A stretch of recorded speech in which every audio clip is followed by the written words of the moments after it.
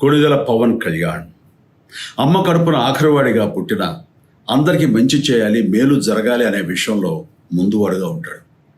తన గురించి కంటే జనం గురించి ఎక్కువగా ఆలోచించే మనస్తత్వం నా తమ్ముడు కళ్యాణ్ బాబుది. ఎవరైనా అధికారంలోకి వచ్చాక ప్రజలకు ఏదైనా చేయాలనుకుంటారు. కానీ కళ్యాణ్ తన సొంత సంపాదనని కౌలు రైతులు కన్నీళ్లు తుడిచేందుకు ఖర్చు పెట్టడం, సరిహద్దు దగ్గర ప్రాణాలొడ్డి పోరాడే జవాన్ కోసం పెద్ద మొత్తం అందివ్వటం, అలాగే మత్స్యకారులు ఇంకా ఎందరికో తాను చేసిన సహాయం చూస్తుంటే ఇలాంటి నాయకుడు కదా జనానికి కావాల్సింది అనిపిస్తుంది. ఒక రకంగా చెప్పాలంటే సినిమాలోకి తను బలవంతంగా వచ్చాడు, రాజకీయాల్లో మాత్రం ఇష్టంతోనే వచ్చాడు. ఏ తల్లికైనా తన కొడుకు కష్టపడుతుంటే గుండె తరుక్కుపోతుంది.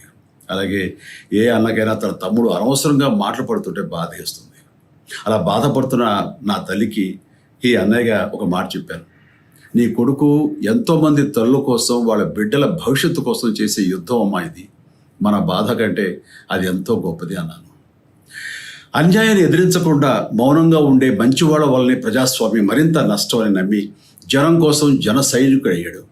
తాను బలంగా నమ్మిన సిద్ధాంతం కోసం తన జీవితం రాజకీయాల్లోకి అంకితం చేసిన శక్తిశాలి పవన్ కళ్యాణ్. ప్రజల కోసం, రాష్ట్ర భవిష్యత్తు కోసం ఆ శక్తిని వినియోగించాలి అంటే చట్టసభలో అతని గొంతు మనం వినాలి. జనమే జయను నమ్మే జనసేనాని ఏమి చేయగలడో చూడాలంటే మీరు పిఠాపురం ప్రజలు కళ్యాణ్ని గెలిపించాలి. మీకు సేవకుడుగా, సైనికుడుగా అండగా నిలబడతాడు. మీకోసం ఏమైనా సరే కలబడతాడు, మీ కళ నిజం చేస్తాడు. పిఠాపురం వాస్తవ్యులకు మీ చిరంజీవి విన్నపం, గాజు గ్లాసు గుర్తుకి మీ ఓటు వేసి పవన్ కళ్యాణ్ని గెలిపించండి. జై హింద్.